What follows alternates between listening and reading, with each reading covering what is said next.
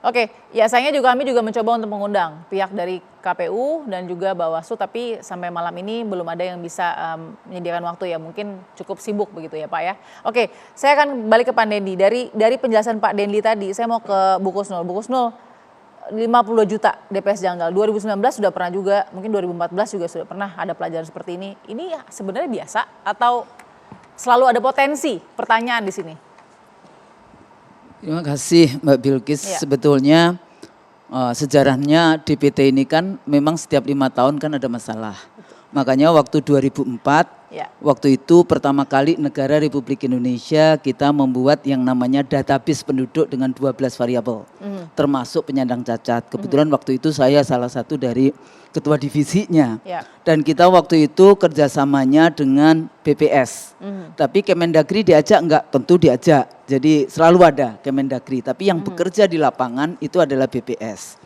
Masih ingat dulu ada program yang namanya P4B, pendataan penduduk dan pemilih berkelanjutan. Sayangnya harganya cuma 427 miliar. Dari enggak ada menjadi ada. Sayangnya kemudian di pemilu berikutnya kewenangan itu sudah tidak di KPU. Kewenangannya ke Kemendagri. Jadi kalau misalnya hari ini misalnya KPU bisa sebetulnya bisa mengembalikan. Karena itu proyek Kementerian Dalam Negeri. Siapa yang pegang proyek, siapa yang mendapatkan proyek, dia yang wajib sebetulnya ikut terlibat dan menjelaskan. Ya, kemudian masih ingat dulu 2009 menjadi DP4 dengan harga pemutakhiran saja itu 3,8 triliun. Kita bikin 427 miliar jadi 3,8 triliun. Wow. Kemudian pemilu berikutnya masih ingat IKTP. Ya. Mendagri lagi, gitu ya, Kemendagri lagi 5,8 triliun. Semakin naik ya, semakin lama Nah, ya Bu. tapi pada saat yang sama KPU waktu itu Ya. juga meminta anggaran ke Bappenas, karena ini orang Bappenas yang bicara ke saya, 1,6 triliun katanya untuk pemutakhiran. Pertanyaannya, KPU itu sistem pemutakhirannya seperti apa? Bagaimana transparansi dan akuntabilitasnya? Siapa yang ahli di bidang itu? Karena apa? Jangan sampai diberikan kepada LSM yang tadi dikatakan LSM, ini LSM karena saya dengar waktu itu ada walaupun LSM asing misalnya seperti itu. Apalagi LSM asing. Karena data kependudukan, data pemilih ini adalah data-data yang sesungguhnya privacy. Ya. Kalau di Australia, karena di Australia itu pemilunya wajib, maka datanya bisa dibuka. Cuma dibukanya cuma satu halaman di mana Anda ada di situ. Ya. Di luar itu nggak boleh, yang kayak gitu ya.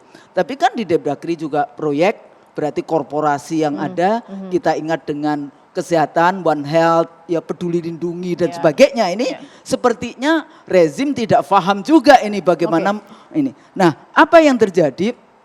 Balik lagi kayak tadi data. Pertama, pertanyaan saya kemarin kepada KPU kayak gitu, saya juga sudah bertanya. Katanya dari mana itu datanya? Jangan ditanya dari mana datanya. Pertanyaannya, KPU memberikan data itu kepada siapa saja? Karena memang setelah saya dulu kan kita enggak memberikan data pemilih kepada partai. Tapi kan sesudahnya memang secara undang-undang diberikan kepada partai gelondongan. Sebetulnya itu nggak boleh kayak gitu ya. Karena partai akhirnya dibuka dan nggak tahu siapa saja yang memproses itu. Jadi data itu oleh KPU diberikan kepada siapa. Nah, yang kedua lagi KPU mestinya di dalam konteks ini juga tadi saya bilang sama Mas Dendi ya, untuk teman-teman masyarakat untuk melihat secara lebih detail. Apakah itu agregat 52 juta atau sebetulnya semua variabel dijadikan satu kira-kira berapa? Disisir dulu, bersihnya itu berapa ya di dalam konteks itu. Tapi di dalam konteks membangun sistem itu harus ada perbaikan. Misalnya orang mati gimana?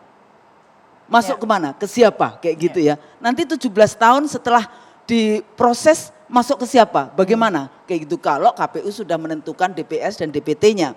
Sampai kapan itu titiknya. Nah jadi kalau dilihat dari situ belum lagi yang politik. Apakah TKA yang itu warga, karena kan sekarang ini pakai KTPL. Padahal KTP bukan didesain untuk jadi kartu pemilih. Zamannya kita dulu ada kartu pemilih. Kalau KTPL kan ada NIK. Nah ini tadi yang dipertanyakan kan yang nggak ada NIK-nya aja berapa? Yang RT-nya 0 berapa? Kayak gitu ya. Yang di luar negeri berapa dan sebagainya seperti itu. Jadi ada teknis, ada juga yang namanya politis. Oke. Karena apa? Karena data pemilih ini adalah sumber manipulasi hasil pemilu. Wow, cukup serius ya, karena memang tadi anggaran yang cukup tinggi setiap untuk menyempurnakan pemutahiran data, tapi tidak berarti kalau memang nanti eksekusinya untuk menyamakan pembaruan dan lain-lain ini tidak align atau tidak tersinkronisasi dengan baik begitu ya. Kita akan sambung lagi, saya mau dengar bagaimana dari Prof. Wiwi dan juga Shirley sesaat lagi di Perempuan Bicara.